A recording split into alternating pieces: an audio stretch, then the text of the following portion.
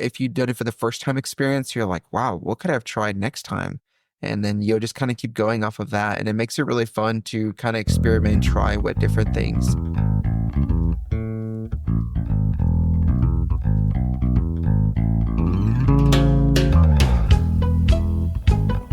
Thanks for joining me today on the Eat Your Greens with Dr. Black podcast. I have another great episode for you today where I get to introduce local community members to a fabulous restaurant offering healthy, plant-predominant options. I'm always excited to do these episodes because it is really a big part of my mission to make healthy eating accessible to all of my listeners, my patients, and their families. And so if you are already in the San Marcos area, or if you're ever visiting, I have a treat for you today. I'm joined by Dalton. He's the general manager of Sakura. It is a sushi restaurant here in town that offers some really amazing plant-based options. So thanks for joining in. I hope you learn a lot. And if you're around and you're looking for a great place for lunch or dinner, maybe date night, this is the spot for you.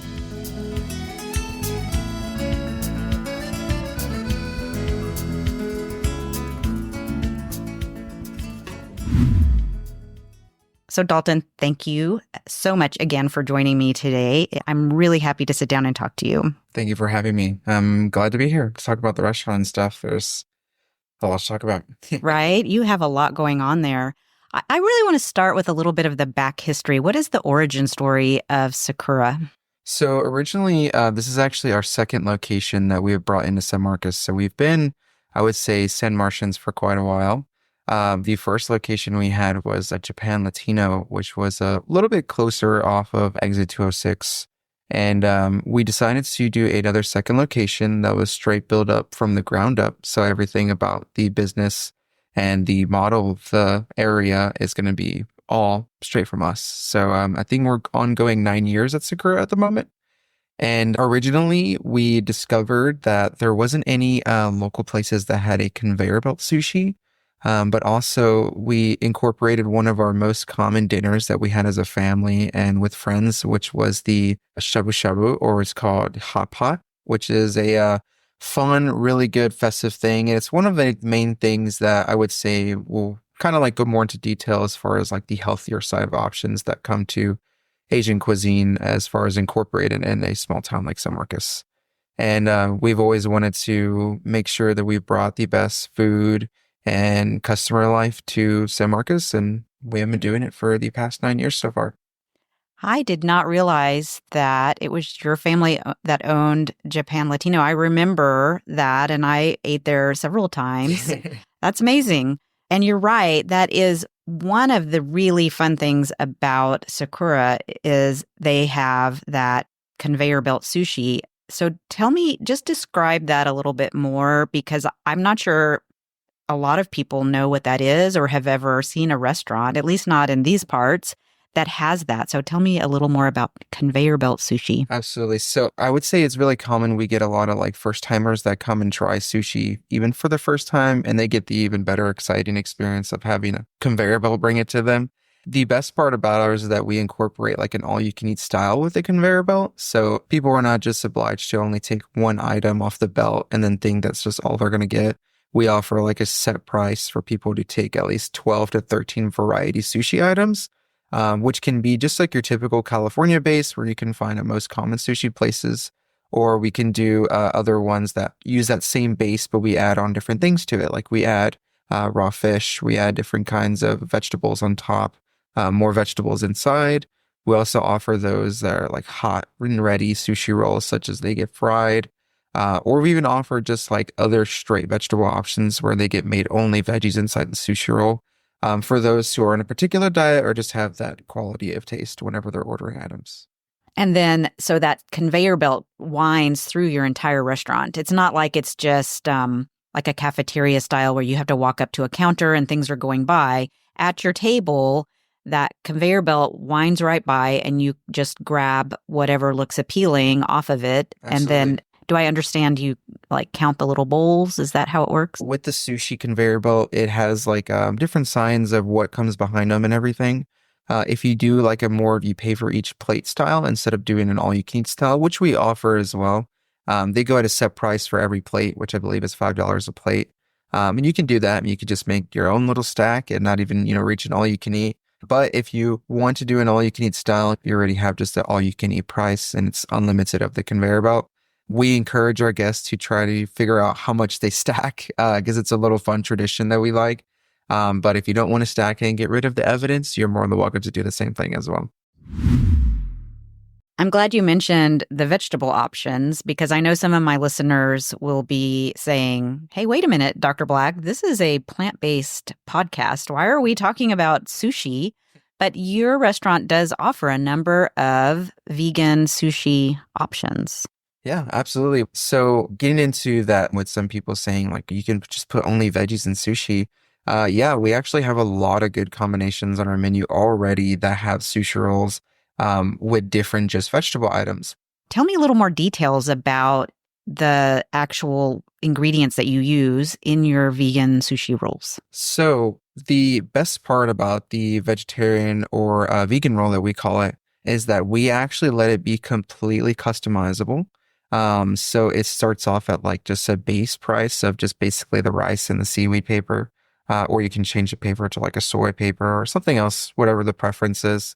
And then it's $1 to keep adding any kind of ingredient you like and build it as much up as you want to. We offer avocado, cucumber, sweet potato, sweet tofu skin, which is a nori, tamago, which is like a sweet egg. We also offer jalapenos, bamboo shoots, a really large variety of different things. When we get a lot of returning customers too, who are constantly just building their own sushi rolls, doing their own kind of thing, and it's like the best thing they look for. And we even do seaweed salad, which is a good popular Japanese dish that is commonly made. We do have some other roll options where if you kind of want something that's a little bit pre-made from the restaurant, we offer a honey seaweed roll, which has the fried sweet potato inside of it. We put seaweed salad on it. Really good mixture of items that we try our best to do for those who are on restrictive diets. I think those are the ones that I tried when I was in. I tried the sweet tofu skin, the sweet potato, and I did do the seaweed roll as well because I always enjoy wakame seaweed salad. Every time I go to a Japanese restaurant, I make sure to order it. So those were some really fun flavor profiles that were incorporated into a sushi roll style that I haven't seen elsewhere. Now, let's move on because you have mentioned the hot pot a couple times. Just start by telling people who've never heard of it, what is hot pot? Yes, so hot pot is a very old, I would say Mandarin and Japanese tradition that is called shabu shabu. It's one of the things that gets included in our menu with the all you can eat. It is a very fun experience. You start with a soup broth base, which mainly do contain with the original recipe of like a pork bone and chicken stock. But obviously for those who want to be more on like a vegetarian diet, we also offer like a mushroom stock as well, which is actually my favorite one. I think I really like that one. I'm not too more of a saltier guy. That's what I had. It was delicious. It's really, really good. But we offer a large bar of items to choose from to put in your broth, which can be different kinds of meats. We do different kinds of seafood available, such as scallops, clams, all kinds of great things. And then with the vegetables, there is so much variety that hot pot gets available to, such as Napa cabbage, sweet potato, sweet tofu, regular fried tofu, tofu skin. It's more of like you just choose what kind of broth you make and you just keep going as far as what other options you would like. You can literally try all of the vegetables and meats, and it wouldn't be for such a crazy price as it would be trying to go buy every single thing at a supermarket or even trying at a much larger restaurant. And it was so fun to sit down at the table. You go in and you sit at your table. You have your little burner there on the table. Yeah. And so they bring your pot of broth that you chose. Then you have a whole back wall where you select what you want to put in your broth. Mm-hmm. Absolutely. I was really impressed with the variety of mushrooms that you offer. Yeah. Mushrooms are so healthy, so many health benefits. They're one of the few dietary sources of vitamin D. Usually you either have to take a vitamin or you have to get it from the sun. mushrooms actually are a dietary source of vitamin D. They're high in protein. They're high in cancer-fighting phytochemicals. So they're really super potent, healthy foods, and they taste great. It is hard, let me tell you, in this part of the world, it is really hard to find a variety of fresh mushrooms. You have to go up into Austin or San Antonio to the larger chain, health food stores, grocery stores to find them. I think our local HEB has recently started doing a better job of offering some, but the selection is limited. So when I walked in and saw the variety of different mushrooms on your ingredient bar, my mind was blown. I was so happy. Yeah, we go out of our way when getting our groceries. We go to a secluded Asian market in Austin, and we go once or twice a week to get all of those vegetables from. Mushrooms are one of my most favorite thing. It is the only thing I will not go without when doing the hot pot. I love enoki mushrooms, but our other really popular ones are like the beach mushrooms or my other favorite, which is the king mushroom. We even do just a standard white mushroom, like a kitchen mushroom, and tons of good variety. They even like change the flavor of your broth sometimes. They make them taste way better. And personally, I do a really old school style of Japanese dish where you have enoki rolled mushrooms, where you roll like a really lean beef on the enoki, and then you cook it together, and it's a really good mixture. And when you say you cook it together, you cook it in the broth in the hot pot? Absolutely, yeah. Once you reach the perfect boiling point, you just let it sit in there for a couple minutes, let it cook, and then you just pull it straight out. You can eat it straight up, but I personally let it cool down a little bit before attacking it. Yeah, that broth gets really hot. Absolutely. You also offer different styles of noodles that you can put in your broth. Tell me a little more about the variety of noodles that you have. So we tend to mainly get the most common noodles as far as like where you kind of see anywhere. So like a ramen style. We even do the dry noodle, the flat noodle, but we try to bring on new types of noodles every now and then. Recently, we brought on a new one, which we thought was just like a regular rice noodle, but we looked more into it, and it's actually going to be a sweet potato starch noodle. Really, really good. We try to make sure that the noodles sit well in the broth, so we'll try them before we serve them. And we want to make sure that they do the best part, which is absorbing the broth. And once you get creative with that, that can make your experience like completely different as long as you get the right noodles.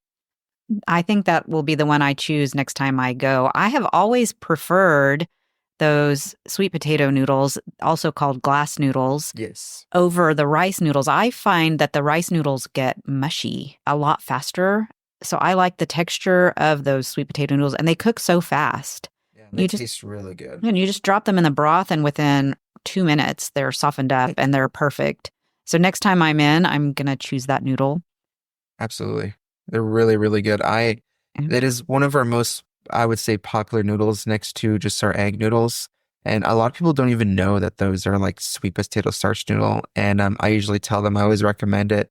And they're like, oh, that's a sweet potato noodle? I thought it was a rice noodle. I'm like, nope, it's a sweet potato noodle. They're not red. They're just like a white color when they're dry. And then they're called glass noodles because once they cook, they're more translucent. Yeah.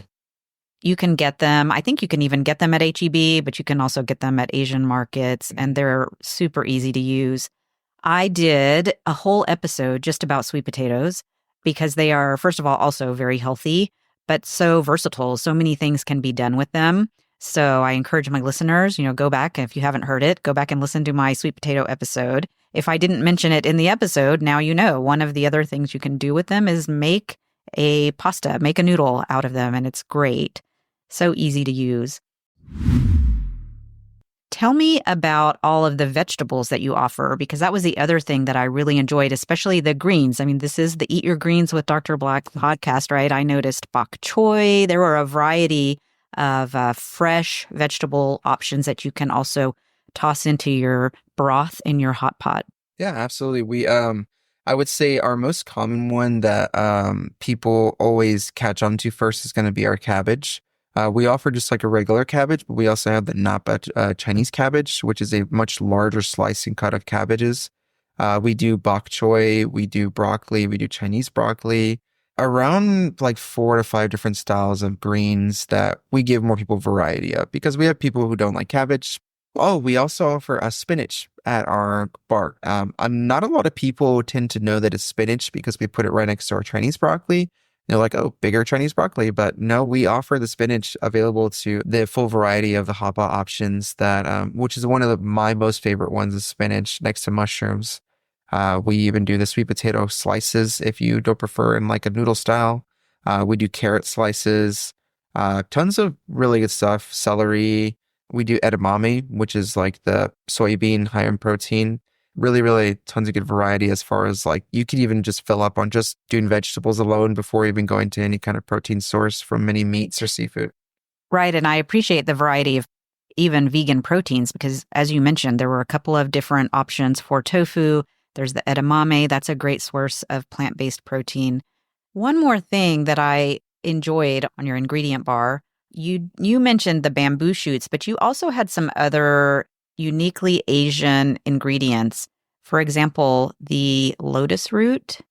I am sure that many of my listeners have never heard of it, much less eaten it. And I really enjoy it. It has that nice crispy texture and crunch that you can add in but at the same time, kind of a blander flavor. So it takes on the flavor of the soup broth. I really appreciate that you offer options like that. Yeah, the lotus root, a lot of people look at it and they think of it as a taro, which is also another thing that we offer as well. It is one that we've had a lot of people try for their first times recently. It works really well with a dipping sauce, which we do offer a sauce bar with our vegetable bar as well, which we highly encourage too, because that takes your experience completely differently, cooking in your broth and then dipping in your sauce. But the lotus root works really well if you do have a sauce with it and you boil it in like a very flavorful broth. It it's one of the most underrated items on our green bar at the moment that not a lot of people look at it and they're like, "Oh, what is that?" But I personally think they're extremely good. They mix really well, and I believe have a good amount of fiber in them, so they fill you up pretty fast as well if you eat a good amount of them. One of the things in the plant-based nutrition world that we talk about is the importance of getting a wide variety of different types of plant-based foods in your diet. There's research that shows that if you can have 30 or more different plant foods per week, which sounds like a lot, if you can meet that number, that 30 or more number, that really benefits your gut bacterial health, your gut microbiome health, which anybody who's listened to even one episode of my podcast knows is crucial to your overall health. Yeah. I talk about it all the time. So what's fun is to walk into a restaurant like Sakura and have the hot pot and then count the number of plant-based items that you could get in one meal, right? So you could start with just the mushrooms and the mushroom broth. And then if you add 2 or 3 of the different types of mushrooms into your broth, the sweet potato noodles, the, variety of greens that you have, some of those other add-ins, the broccoli and the lotus root and the taro, you could easily get, I would not be surprised if you got 10 to 15 different types of plants in that one meal. Yeah. I really enjoy that because it makes it so easy. People think that's such a hard goal to set. It's too high of a bar. I could never get 30 different types of plants in my diet. But it's so easy, especially when we have fun restaurants that like Sakura that allow you to add so many different things and offer so many different options. That's why when I went in, it had been a while. Before I went plant-based, I went in for the sushi. And then once I went completely plant-based, it had been a long time since I'd been in. So when I happened to go in for lunch a few months ago and saw how things had changed and that whole hot pot and everything, I was really blown away. I was so excited to walk in. You did a big remodel in the last few years too. So the decorations, the decor, the ambiance in there is just fun. It's very pink. Yeah. It's very, It very represents, pink. like, cherry blossoms a lot. Yes. But it's a lot of fun. So I can't say enough how much I enjoyed eating at the Sakura restaurant and all of the amazing plant-based options. And then for my listeners who aren't completely plant-based, you have the whole variety. And, my listeners know that I think variety is important and being able to have autonomy over your food choices, but being equipped with the knowledge about, what's a healthier choice and how can you incorporate more plants into your diet on a daily basis, even if you're not 100% plant-based. And I think Sakura does that beautifully in a fun setting. That's, again, I'm going to say date night again. I think it's a great date night kind of restaurant. Yeah. I would say in our day in life today, a lot of people misuse or misinterpret healthy eating as like a hard restrictive thing that cannot be fun. They think it has to be just the most bland plate that you've ever seen with no seasoning or anything. But I would say working at the restaurant, you can do so much variety with so many different options. Even if you had that challenge of the 30 different vegetables in a week, you can get that done at the restaurant, definitely. And if you've done it for the first time experience, you're like, wow, what could I have tried next time? And then you'll just kind of keep going off of that. And it makes it really fun to kind of experiment and try with different things. We even get a lot of people who come in and they're like, I don't even like mushrooms, but I tried the enoki mushrooms and they're really good. Or I don't even like tofu, but fried tofu in the broth is extremely good. Or even cabbage. People do not like cabbage. And when they've boiled it and cooked it in the soup broth, they don't realize how much different it is compared to just, eating it cut up and, fried or cooked like that way. So a lot of people misinterpret that, where we put in a more like different take that is a really old tradition and a culture that has tons of variety of different availabilities to any diets. I'm sure all of my listeners will be excited to hear about that. And it's, and I agree, there is that misconception. Healthy eating is boring. It doesn't taste good. And Sakura is definitely proving that wrong. Tell me, Dalton, where can listeners find you? Yeah, we are on all social medias at the moment. But I would say if there was a website that people would like to go to, we are at sakurasmtx.com. And people can even online order through us there. You look us up on Google. We're easy to find. It's Sakura Sushi Steak and Hot Pot at the moment. But we're also on other social medias such as Instagram, Facebook. We've been trending a lot on TikTok recently in the St. Marcus area, which has been a huge plus for us as it's bringing us some business. But I would say sakurasmtx.com has all of our menu, has photos from reviewers, and you can even give us a call straight through the website, and the restaurant can answer any questions that you have. I would say if you do want more questions in regards to any dietary restrictions, I would say you could definitely call us, and we work with literally anything. Our number one goal within our staff when training is to make sure that everybody is happy. We want to make sure that everybody's having a great experience when they're dining in or even ordering.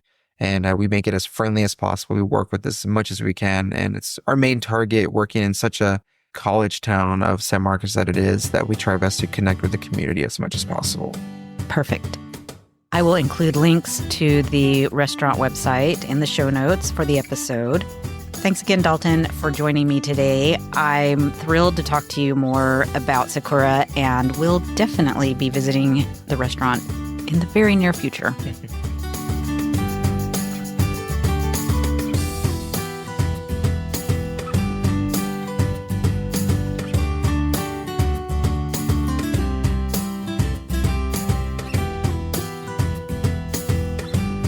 Be aware that this podcast provides general health information about nutrition and feeding of infants and children and is meant for educational purposes only.